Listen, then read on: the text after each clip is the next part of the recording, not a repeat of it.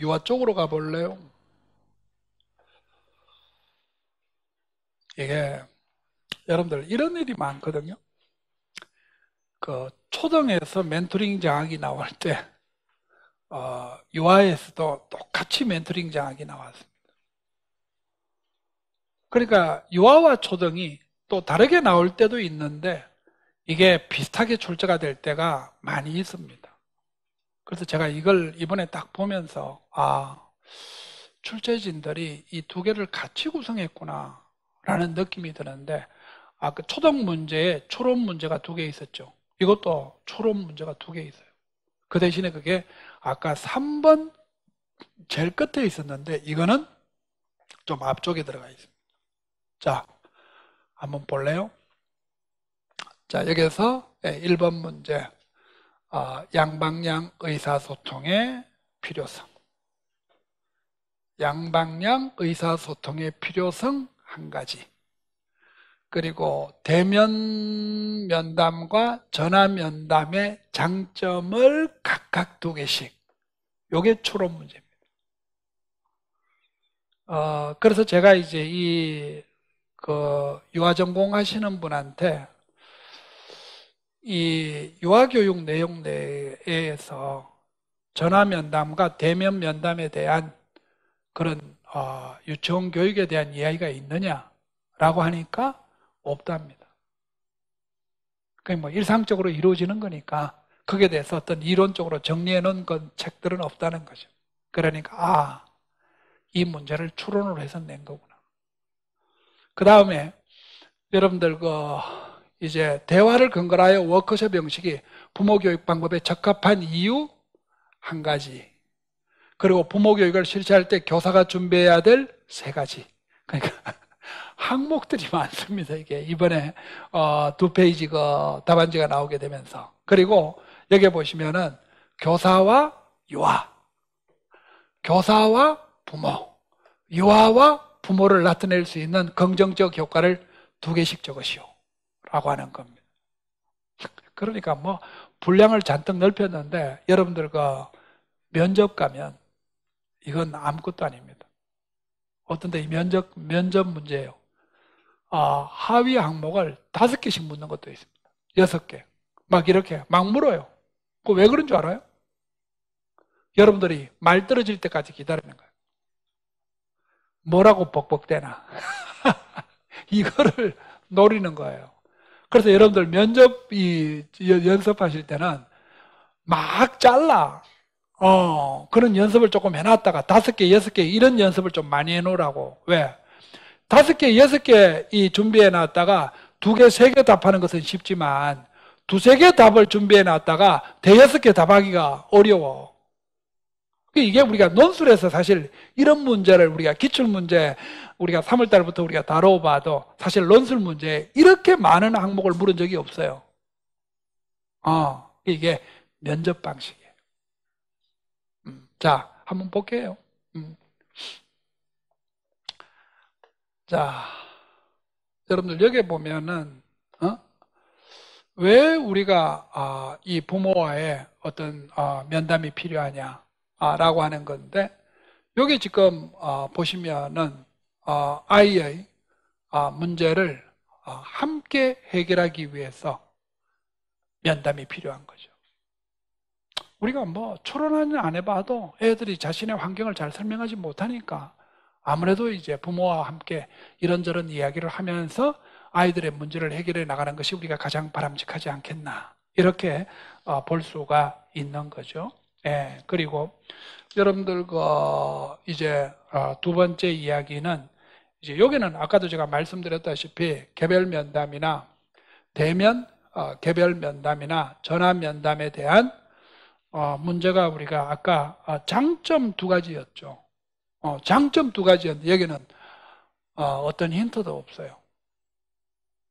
어떤 힌트도 없습니다. 그럼 우리가 여기서 여러분들이 이제 빨리 머리를 돌려야 되는 거죠. 내가 볼 때는 아마 이번에 유아시험 치시는 분들은 결국 여기에서 점수의 차이가 갈라질 수밖에 없지 않겠나라고 하는 겁니다.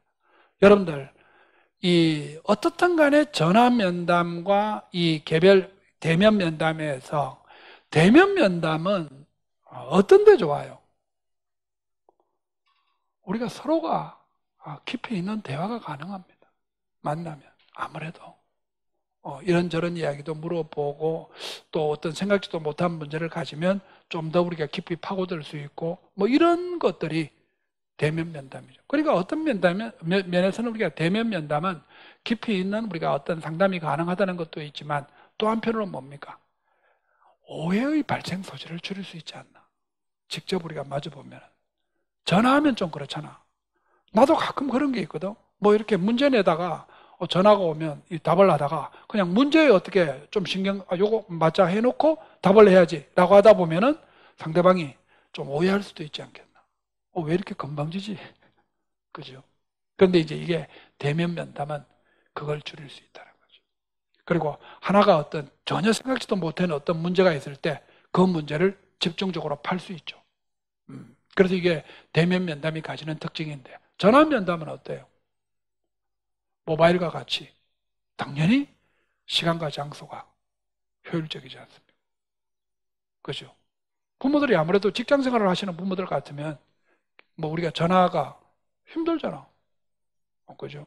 그래서 그런 것들을 우리가 해줄 수 있다는 거죠. 그 대신에 이 또 하나의 그 장점은 우리가 대면 면담을 하다 보면은 옆길로 한번 빠져버릴 수 있습니다. 그냥 뭐 이야기하다가 자기 취미가 맞아가지고 두 사람이, 아유, 그런 거 좋아하시네요. 저도 마찬가지인데요. 저도 뭐 먹는 거 되게 좋아합니다. 뭐 같이, 그 집, 진짜 맛있죠. 뭐. 이러다 보면 세상에, 문제 이야기 안 하고 엉뚱한 이야기 아줌마들끼리 만나가지고 이런저런 이야기로 흘러가는 것과 마찬가지가 될 수 있거든. 그러니까 전화 면담을 할 때는 어떻게 하는 게 좋아요? 적어야 돼. 내가 이런 걸 물어봐야지. 라고 해서 딱 부러지게 할 수가 있는 거죠. 그래서 우리가 전화 면담은 어떤 면에서는 구조화된 면담이 가능하고 또 우리가 얻고 싶은 정보를 정확하게 얻을 수 있다라고 하는 그런 이제 장단점이 있을 수 있습니다. 그러니까 이거는 어떤 교재에 나오는 이야기들이 아닙니다. 그러니까 내가 볼 때 이게 이거는 초등보다 훨씬 어려운데, 그죠? 우리가 이런 것까지 생각을 하면서 유아교육을 하시는 분들은 많지 않았을 것 같거든요. 그래서 이게 좀 어려운 문제였다라고 하는 겁니다. 그리고 두 번째 보시면은 이제 워크숍에 대한 이야기죠. 워크숍이 우리가 적합한 이유가 뭐냐라고 하는 건데 여기에 있습니다. 여기에 의사소통의 기술도 익히고 실습까지 할 수 있다는 겁니다. 그러니까 우리가 부모와 같이 우리가 워크숍을 하면은 이론적인 면만 제시해 주는 것이 아니라 서로 어떤 대화의 예를 우리가 하면서부터 우리가 적용을 해볼 수 있다라고 하는데 큰 우리가 장점이 있을 수가 있겠죠. 그래서 그 이야기를 하면서 이제 워크숍을 하는데 필요한 것이 뭐냐라고 하는 건데 계획을 세우자. 그리고 일정을 확인하자. 그리고 가정통신문을 만들자라고 하는 겁니다. 그러니까 이것도 상당히 독해력 문제라고 볼 수가 있는 부분입니다. 네, 독해력 문제라고 우리가 볼 수 있는 부분이고, 그 다음에 이제 여러분들 이제 각각의 이제 이 부분에서 아까 어떤 우리가 이제 효과가 있을 수가 있겠느냐라고 하는 건데, 여러분들 교사와 유아의 관계를 한번 보세요. 네, 교사와 유아의 관계를 한번 보시면은 여기 보시면은 부모님과 의사소통 기술을 배우면 자녀의 눈높이에 맞춰 대화할 수 있어서 첫 번째, 유아들의 정서적으로 안정되고, 요거는 좀 설명을 좀 잘 붙여야 됩니다. 그리고 두 번째, 아이들의 사회적 능력이 향상될 것이다 라고 하는 겁니다. 그러니까 요거는 부모와 유아죠. 그죠? 유아와 부모와 유아죠. 그죠? 부모와 유아. 그러니까 유아와 부모. 그 다음에, 그러면 이제, 요게 이제 한번 보시면은, 그럼 이제 교사와 유아의 관계는 어떻게 되느냐라고 하는 건데, 교사와 유아의 관계에서는 아이들에게 좀 더 민감하게 반응할 수 있다는 거. 그 다음에 또 유아들의 특성에 맞는 교육을 할 수 있다는 거. 뭐 이런 것들이 장점이라고 볼 수 있는 거죠. 그리고 저게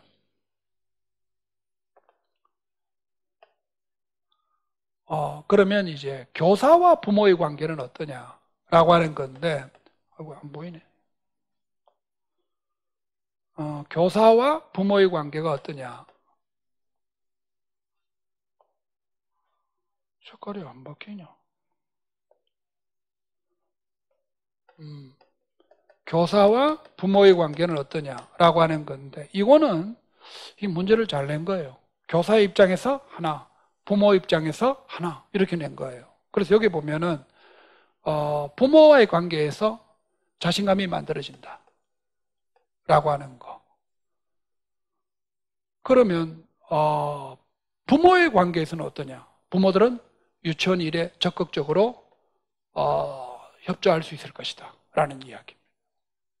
그러니까 이 문제가 채점을 고려해 가지고 아까 전화 면담이나 이 대면 면담을 제외해 놓고는 아주 빠듯하게 잘 낸 거죠. 그러니까 채점을 생각하면은 군더더기 없는 출제라고 볼 수 있습니다. 그러니까 여러분들이 얼마나 설명을 붙이느냐라고 하는 것은 여기서는 가장 중요한 이야기입니다. 누구든지 웬만큼 읽으면 키워드를 찾아낼 수가 있기 때문입니다. 그리고 이 초등이나 유아 같은 경우는 이 주제를 안 쓰잖아요. 주제를 안 쓰기 때문에 그 시간이 좀 더 많이 남습니다.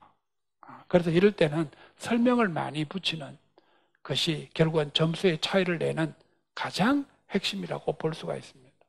그래서 여러분들이 쉬는 시간에 한번 풀어봤으면 전반적으로 여러분들이 독해력의 실력은 향상되지 않았을까라고 생각을 합니다. 자, 여기 유아 문제하고 초등 문제에 질문 있으시면 하십시오. 네, 없으면 15년 개정교육과정을 좀 하겠는데 15년 개정교육과정을 한번 보시면 아마 이거 초등 문제?